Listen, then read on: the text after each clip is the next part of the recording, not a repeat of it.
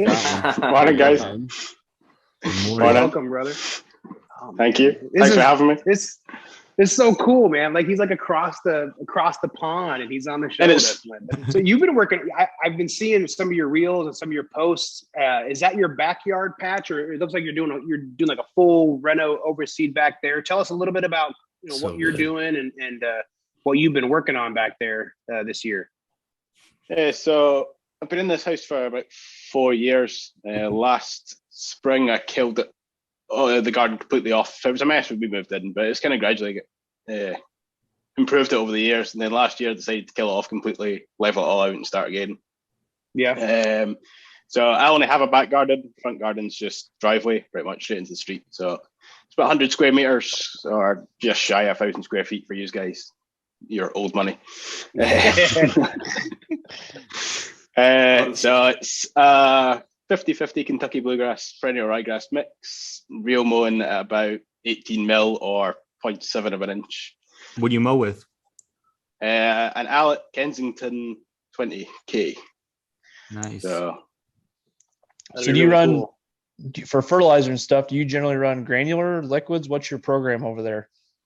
Both. So soil test at the start of the year, and I usually run granular to match my soil test. And then I run spoon feeding liquids every 2 to 3 weeks to maintain the low cut turf, because obviously it takes a wee bit more maintenance than your longer stuff. So just low application, N applications every 2 to 3 weeks just to keep it ticking over.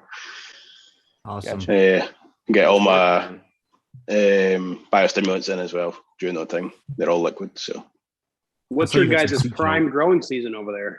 When are you? What's like your best time of year for getting those sweet stripes and all that good stuff? Late spring, pretty much right through the summer. It doesn't get hot enough here to cause us any real problems. We don't get any drought problem, but especially in Scotland, it's free to water. Where our water's free, so we can water all day, every day if we really need to. Doesn't make any difference. Yeah, it doesn't cost us we pay for it in our council tax, but it's included. There's no set. It's a set fare for the year. So, it's free. It's free, but you're only watering 1,000 square feet. Yeah, so it's yeah. Ole's moving. I like the part where he said it's not hot. How many months of growing do you get? Like, how many months of growing is your growing season? Probably starts May if we get lucky. Start in May if we're lucky, right through till, mine's just pretty much stopped growing the last couple of weeks. It's rained constantly for about 7 days now here. We've had about 6 or 7 inches in the last 7 days. So I haven't mowed in a week, because my grass is it's way too soft out there for me to get on. But how often do you typically mow? During the summer, I'm every 2 days. I would mow every day if I could if the wife would let me away with it. yeah. Exactly. So with your fertilizers, obviously you're using totally different products than probably 95% of the people, 90% of the people listening to the show.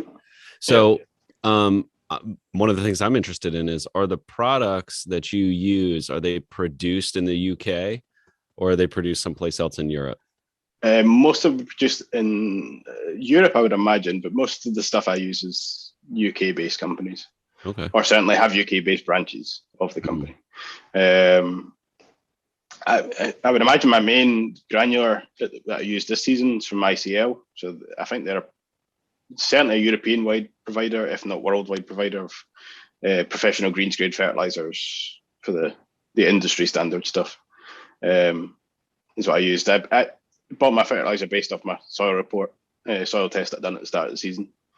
So went and found something to meet the requirements of that I can split into 2 or 3 applications throughout the course of the season. Again, none of them were particularly big applications. They were pretty low grammage down at the time, just to split it up. Sure. Yeah, I'd imagine a bag of fertilizer will last you quite some time. Yeah, pretty much. Yeah. When you did your soil test, was it through a university or through a company, like an ag company or something? So the one I did this year was through our Royal Horticultural Society. That's not easy to say at 3 o'clock in the morning. It's like that TikTok where it's like, Scottish folks being like, "Hell yeah, I'm gonna try to say this."